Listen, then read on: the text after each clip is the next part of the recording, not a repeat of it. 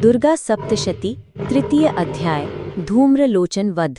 महिषासुर की सेना पर जब माँ दुर्गा का आक्रमण हुआ और असंख्य असुर मारे गए तो वो अत्यंत क्रोधित हो उठा। उसने अपनी सेना के साथ परामर्श कर धूम्रलोचन नामक महादैत्य को देवी के पास भेजा। धूम्रलोचन अत्यंत बलवान और भयंकर था। उसका शरीर पर्वत समान विशाल और अग्नि समान प्रचंड था।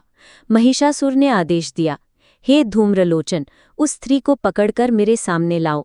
अगर वो विरोध करे तो बिना दया की उसे मार डालो। आदेश पाकर धूम्रलोचन अपनी विशाल सेना लेकर युद्धभूमि में पहुंचा। वहां उसने माँ दुर्गा को देखा जो सिंह पर आरूढ़ होकर तेज से जगमगा रही थीं। धूम्रलोचन ने गर्व से कहा, हे स्त्री, तू कौन है? इस युद्धभूमि में अकेली खड़ी है। अभी मेरे बल को देख। माँ दुर्गा ने शांत स्वर में कहा, हे दैत्य, तू व्यर्थ ही अपनी मृत्यु को बुला रहा है। लेकिन धूम्रलोचन ने उनकी बात को न सुना और अपनी सेना के साथ आक्रमण कर दिया। तभी माँ दुर्गा ने क्रोध से दृष्टि उठाई। केवल उनकी दृष्टि के तेज से ही धूम्रलोचन क्षण भर में भस्म हो गया। देवी का सिंह भी युद्ध में कूद पड़ा। उसने दैत्यों को अपने नखों और दांतों से चीर फाड़ डाला। माँ दुर्गा ने अपने अस्त्र शस्त्रों से असंख्य असुरों का संहार कर दिया। धूम्रलोचन की मृत्यु और उसकी सेना के विनाश से देवताओं में हर्ष छा गया।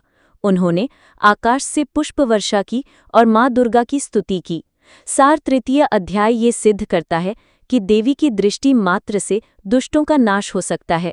धूम्रलोचन का वध इस बात का प्रतीक है कि अहंकार और अधर्म की शक्ति चाहे कितनी ही प्रबल क्यों न हो, धर्म और सत्य की विजय सुनिश्चित है।